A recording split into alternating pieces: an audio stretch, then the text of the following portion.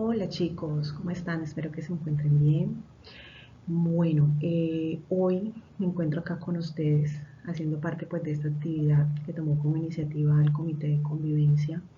Y bueno, cuando me dijeron, Maura, ¿por qué no participas de pronto hablando un poquito, haciendo una reflexión de esta actividad que queremos realizar el día de hoy con un tema que consideramos importante? Y yo le dije, bueno, chévere, hablemos de salud mental. Cuando hablamos de prevención del suicidio, incluye mucho lo que es cómo nos encontramos nosotros a nivel de nuestra salud mental. Y es un tema tan importante que considero que nos rodea a todos, que está presente prácticamente en casi que la vida de todos nosotros, pero que tenemos tanto, digamos, temor o a veces se hace tan difícil poder hablar de un tema como estos, porque no solemos pensar que algo como esto, como lo que es el suicidio en sí, puede estar relacionado en algún momento de nuestras vidas, bien sea de manera personal o a través de un familiar o a través de un amigo o a través de alguna persona que en algún momento dado topemos y veamos en ese tipo de situación. Entonces, considero súper importante que pues hoy el COCOLAB haya traído este tema a relucir y que tratemos un poquito acerca de él, ampliando este video con este mensaje tan poderoso que quiso compartir para con todos nosotros.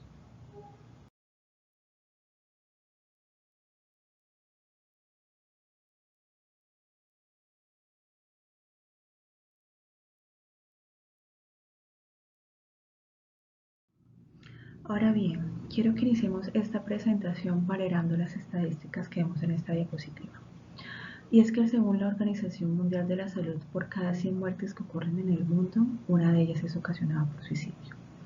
Y es que no creen que nos puede resultar alarmante que nos demos cuenta que la población que más se ve afectada por esta causa de muerte son nuestros jóvenes entre 15 y 19 años, que si bien nos dice que el suicidio representa la tercera causa de muerte en esta población, en el mundo realmente el suicidio es la principal causa de muerte externa.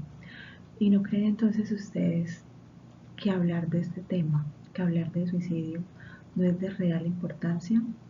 Yo creería que sí. Y también puedo creer y pensar que ustedes también.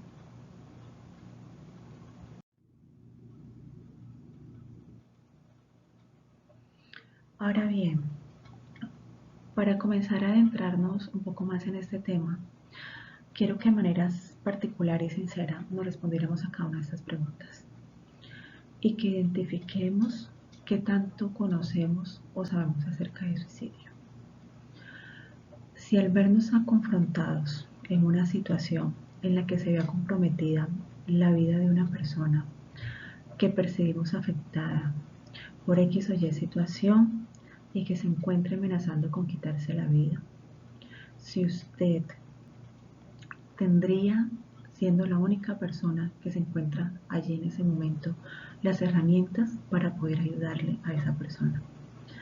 ¿Será que usted sabría qué poder decirle? Si usted me dice hoy que sí, yo lo felicito. Pero realmente creería que la mayoría de las personas que estamos aquí no sabríamos qué hacer. Ni siquiera sabríamos cómo actuar en ese momento.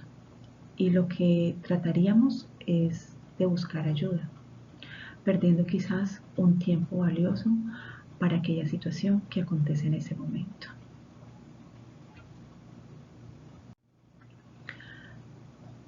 Y es de aquí la importancia de que ampliáramos o tratáramos un poco más de este tema.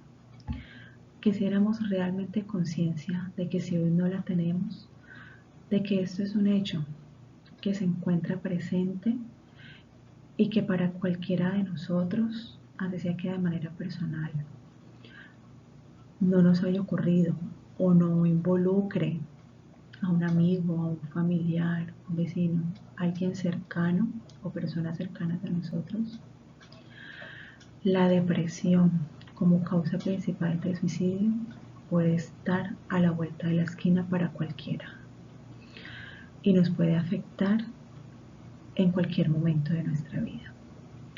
Entonces, si nosotros contamos con las herramientas para poder ayudar o afrontar esa situación, lograríamos con mayor certeza poder salvar una vida. Y bueno, y es que hablar de ideación suicida o conducta suicida, nosotros debemos tener claro dos conceptos. Uno es la tristeza y otro la depresión. Uno podría llegar a pensar, pero ¿qué podría estar ocurriendo? ¿Qué pudo haberle ocurrido a una persona para que llegara a esa decisión o tomara la decisión de autoflagelarse o autolesionarse a tal punto de acabar con su vida? Y es que es este el principal punto por el cual es considerado el suicidio una muerte violenta. Les digo que hay que centrarnos principalmente en diferenciar estos dos aspectos, que es la tristeza y la depresión. Porque no toda persona que se encuentra triste o toda persona que ha sufrido una experiencia o ha estado en una situación dolorosa está propensa al suicidio. Es una manera importante de poder diferenciarlas. ¿Por qué? Porque cuando nosotros hablamos de tristeza, estamos hablando de un sentimiento, estamos hablando de una emoción por una situación inmediato particular de algo que nos ocurrió en ese momento. Y es esa situación la que conllevó a que nosotros expresáramos o sintiéramos en ese momento cierta vulnerabilidad por ese hecho o acontecimiento que ocurrió. Entonces, podemos sentirnos tristes o estar tristes, ¿sí? ¿Qué pasa con la depresión a diferencia de la tristeza? Que una persona deprimida es una persona que está enferma, en el sentido de que mentalmente está enferma. Entonces, la depresión es un trastorno mental, de base mental, que se ha ocasionado a raíz de una consecuencia de algo que te ha pasado en la vida y que no es tan inmediato, por decirlo así. Es decir, que esa depresión ya ha llevado un curso, es decir, que esa persona ya ha venido con una carga emocional prolongada en el tiempo, con una tristeza prolongada en el tiempo, que a este punto ya ha pasado de un estado de vulnerabilidad a un estado de crisis. Y es allí donde nosotros debemos estar realmente atentos, porque es donde podemos evidenciar realmente la verdadera situación de riesgo. Dentro del suicidio también es importante entrar a desmitificar ciertos mitos o tabúes que se han generado en torno a este tema y que quizás muchos de ellos son los que no han permitido que la prevención del suicidio se haya abordado apropiadamente en muchas comunidades o en muchas sociedades, a tal punto de examinar y entrar a ver de manera abierta por qué ocurren este tipo de situaciones o qué ha conllevado a que esta persona cometa este tipo de actos. Entonces vamos a ir mirando cada uno de estos mitos y vamos a ir desglosando cada uno de ellos. Iniciamos con este primer punto en el cual se ha generado la creencia de que hablar directamente de suicidio es una mala idea, porque puede interpretarse como un estímulo para que esa persona llegue a cometer ese acto. Y es precisamente este estigma generalizado que se ha creado alrededor del tema del suicidio lo que ha conllevado a que muchas personas que contemplan la idea de suicidarse no saber con quién hablar, quién pueda ser la persona correcta o a quién acercarse para hablar de suicidio en ese momento. Entonces, hoy yo les digo que este es un mito completamente falso, porque realmente porque realmente en vez de fomentar la conducta suicida o ideticida, hablar abiertamente es dar a una persona opciones, es confrontarla ante el hecho del acto o la acción que ella quiere cometer. Y es ese precisamente el momento para traerlo a la conciencia, es el momento oportuno, es el momento a tiempo para que esa persona reflexione sobre la decisión. Y allí puede estar previniendo un acontecimiento no deseado. Tomemos el segundo punto. Las personas que hablan sobre suicidio no tienen la intención de cometerlo. Eso es también un mito completamente falso. Quienes han manifestado alguna intención de suicidarse, en ese momento quizás pueden estar pidiendo ayuda o solicitando apoyo. Un número significativo de personas que quizás pueda contemplar la idea de suicidio pueden presentar ansiedad, pueden presentar depresión, pueden presentar desesperanza y pueden considerar en ese momento de que carecen de opciones. Por eso es importante que toda amenaza que suscite alrededor de una intención de suicidio o que se manifieste una intención de suicidio debe ser tomada seriamente, porque yo creo que es mejor tomarlo de manera seria a que posteriormente suframos las consecuencias de no haber hecho caso o no haber actuado en ese momento. Tercer mito. Nadie puede tener a las personas que dicen que se van a suicidar. Completamente falso. Tener la noción de que una persona está completamente decidida a morir es completamente falso. Por el contrario, las personas con intención suicida tienden a ser ambivalentes. ¿Eso qué quiere decir? De que no están totalmente seguros o seguras de querer hacerlo, de querer suicidarse. Y que si bien hay algo que quizás lo puede estar llevando a que lo considere seriamente, también hay otro aspecto dentro de ellos que quiere que siga conservando esa vida, que siga viviendo. Entonces, lo más adecuado en ese momento es brindarle apoyo emocional. Es brindarle esa ayuda que en ese momento necesita para prevenir que esa persona cometa un error.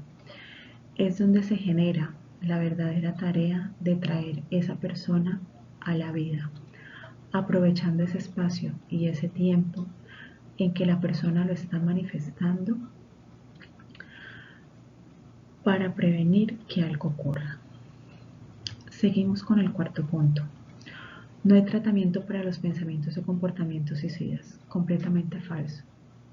Actualmente existe mucha ayuda especializada para poder atender este tipo de casos. Lo más importante aquí es que usted en ese mismo momento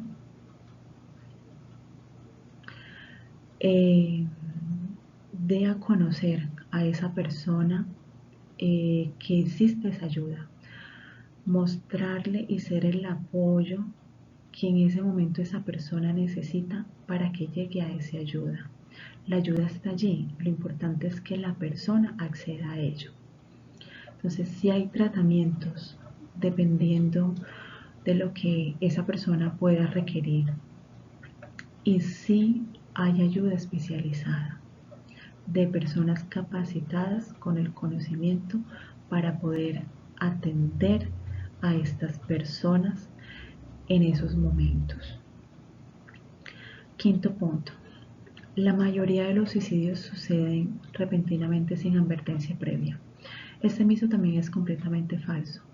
Desde luego que algunos suicidios se han podido cometer sin advertencia previa, pero la mayoría de ellos han ido precedidos de algún tipo de advertencia, de algún tipo de signo de alarma, ya sea de manera verbal o de manera conductual. Entonces, allí es importante para nosotros conocer esos signos de advertencia y tenerlos presente.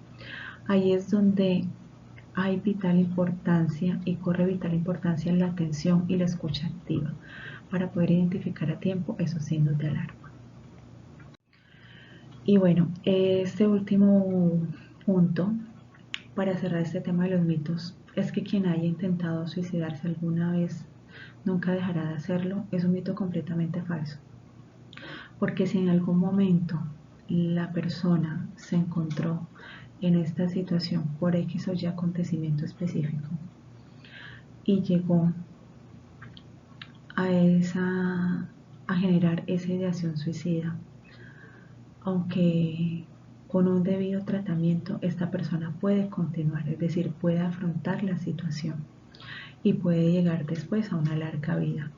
Y que si bien dentro de ese proceso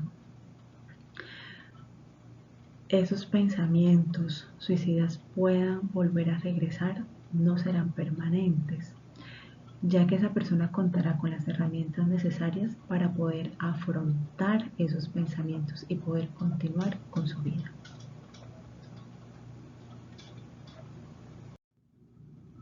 Bueno, ya como para ir adelantando un poco más, cerrando esta presentación, quiero comentarles algunos aspectos relevantes acerca de qué puede ser favorable o qué de no decirle a alguien que padece depresión, tomando la depresión como aquel trastorno en el cual aquella persona con ideación suicida ya se encuentra en una situación de riesgo y que es donde debemos estar atentos y debemos empezar a actuar si nos llegamos a enfrentar este tipo de situaciones. ¿Qué es lo primordial en este aspecto? Inicialmente lo primordial es que debemos tener en cuenta o ser un poco conscientes de que muchas de las personas que se encuentran en un estado de depresión, muchas llegan a sentir vergüenza de ello. Y es por ese mismo motivo que estas personas llegan a tener esa creencia errónea de que pueden superar con solo fuerza de voluntad, porque muchos de ellos no se atreven a manifestar o sencillamente no saben a quién manifestar. Y es en este punto que está realmente claro que cuando estamos en un cuadro depresivo no hay mejora si no hay tratamiento.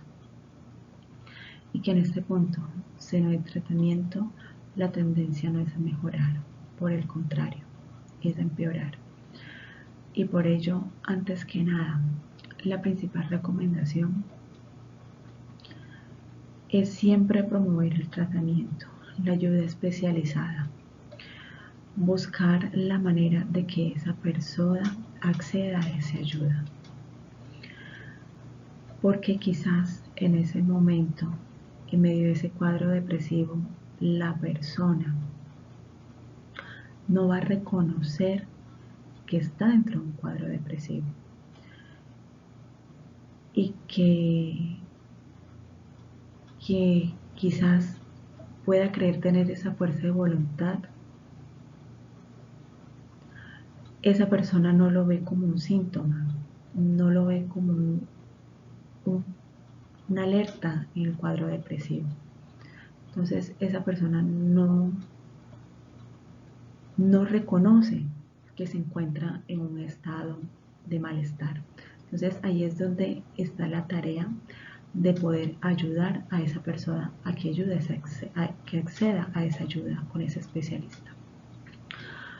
Ahora bien, habiendo aclarado eso dentro de qué decirle o no a una persona que se encuentra en un cuadro depresivo, es importante en este aspecto, primero, que al manifestarse alguna situación de amenaza o alguna actitud que pueda conllevar a una ideación suicida, es importante darle la seriedad que amerita. ¿Sí? Ya lo habíamos dicho. Y es que no podemos restarle valor al dolor o quizás hasta el sufrimiento emocional que pueda estar sintiendo esta persona en este momento. Entonces hay que darle toda la importancia a lo que esa persona manifieste en ese momento, ya sea de manera verbal o que lo percibamos a través de sus actitudes o comportamientos. No podemos tampoco minimizar ni negar la realidad de los síntomas.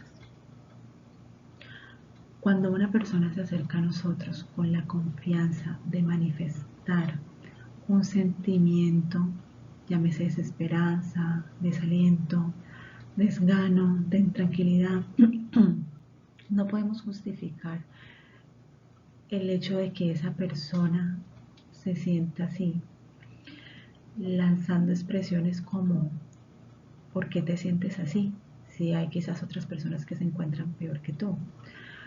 Si al contrario, algunas personas pueden encontrarse sin trabajo, no pueden gozar de buena salud. Entonces, ¿tú por qué sentirte mal si cuentas casi que con todo? Son este tipo de manifestaciones lo que hacen precisamente de que no se aborde a tiempo una situación.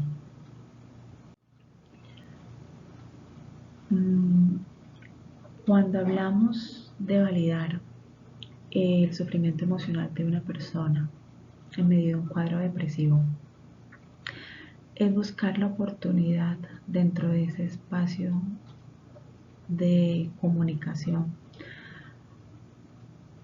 de conocer en qué estado se encuentra esa persona, a qué punto o en qué punto de ese pico emocional esa persona se encuentra y de poder abordarla de manera temprana, brindándole el tratamiento, el acceso al tratamiento o a la ayuda especializada. Precisamente dándole ese acceso a esa atención oportuna o esa atención de calidad es cuando realmente estamos brindando una ayuda y estamos previniendo. No decirle a esa persona pon de tu parte. Una persona con un cuadro depresivo,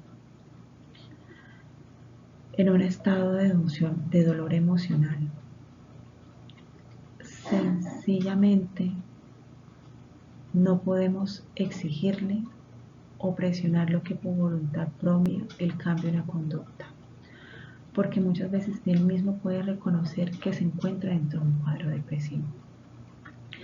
Puede pensar que la situación en la que se encuentra es normal y no evidencia el nivel de riesgo. Entonces la tarea en ese caso es que en vez de exigir a esa persona, es colocarnos a su disposición, preguntarle qué puedo hacer por ti, hacerle saber que tú estás aquí y que estás para apoyarlo en lo que pueda necesitar.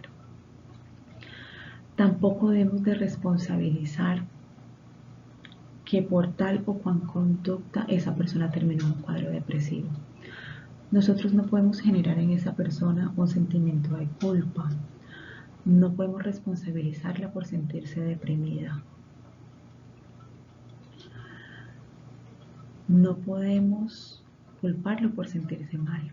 Al contrario, debemos abordar de manera positiva los sentimientos negativos o los pensamientos que esa persona pueda tener en ese momento y esté manifestando. Y lo más importante definitivamente es prestar atención, casi como lo que le decía al inicio, a esas exclamaciones o a esas manifestaciones verbales de amenaza o expresiones conductuales que la persona proyecte o manifieste en ese momento, más claramente como las que aquí les comento, donde manifestarían yo creo que estaría mejor sin mí, quisiera irme lejos, la vida no tiene sentido, me siento decepcionado de la vida, o que quizás usted comience a ver a esa persona muy triste, comience a ver que esa persona no tiene buenos hábitos alimenticios, que se ve agotada todo el tiempo, que se ve cansada, Es importante en este punto, en la evidencia de ese tipo de conductas, intervenir con mayor prontitud. Y bueno, para apoyar precisamente esta presentación, yo quise relacionar dos casos que ocurrieron en el transcurso de unos 3 o 4 años aproximadamente hacia atrás, que son dos casos que los que a mí a manera personal generaron un gran impacto y que me dieron ese impulso a orientarme nuevamente a indagar y a conocer un poco más acerca del suicidio. Para referenciar un poco los casos, el caso de la izquierda hace referencia a Axel Robles, un chico que tomó la decisión de lanzarse del piso 48 de la Torre Colpatria, pero que antes de lanzarse había mandado o enviado un mensaje manifestando su intención de suicidio. Y yo aún no entiendo o no entendí en ese momento que con esa alerta nadie acudió en la ayuda de Axel. Y la segunda imagen hace referencia al caso de María Alejandra Suárez, una mujer que tomó la decisión de lanzarse de un puente en Ibagué, llevándose consigo a su pequeño hijo de 5 años. Y este caso en particular me generó un gran impacto en mí, porque al leer la noticia yo no alcancé a comprender cómo las personas que llegaron a tener un contacto antes, horas antes del suceso, que aún viendo los signos de alarma que María Alejandra manifestó, no intervinieron en su momento, y que quizás con esa intervención o con esa intención de por lo menos haber preguntado si se encontraba bien, se pudo haber prevenido este hecho. Y bueno, para finalizar esta presentación, yo quiero dejarles pues este recordatorio haciéndoles una invitación. Haciéndoles una invitación a estar muchos más atentos, a escuchar de manera activa y en lo posible a estar más presentes en la vida de las personas que queremos y que están a nuestro alrededor, que indistintamente de quienes ellos puedan ser, inclusive nosotros podamos estar allí para brindar esa ayuda o ser el soporte que en ese momento dado la persona pueda llegar a necesitar. Y quiero recordarles de que realmente no hay problema o no hay situación que no podamos solucionar y que no sea posible superar, bien sea apoyándonos en una persona o buscando aquella ayuda en aquella persona que consideramos que puede ser nuestro apoyo en ese momento. Llámese líder espiritual, llámese psicólogo, llámese amigo, llámese hermano, mamá, papá, no importa. Lo importante es que usted en su momento, en una etapa temprana, si se llega a encontrar en esa situación, reconozca que no está bien. O si no es usted, ayude a esa persona a reconocer de que algo no está bien y que busque la ayuda necesaria, sea para usted o para aquella persona, y se tome el tratamiento que necesite. No se tome esta situación a la ligera. No piense que una situación de amenaza es una situación de drama para llamar la atención. Tomemos toda aquella situación que genere un signo de alarma de manera seria y piense que es el momento adecuado para que usted pueda intervenir y brindarle ayuda a esa persona.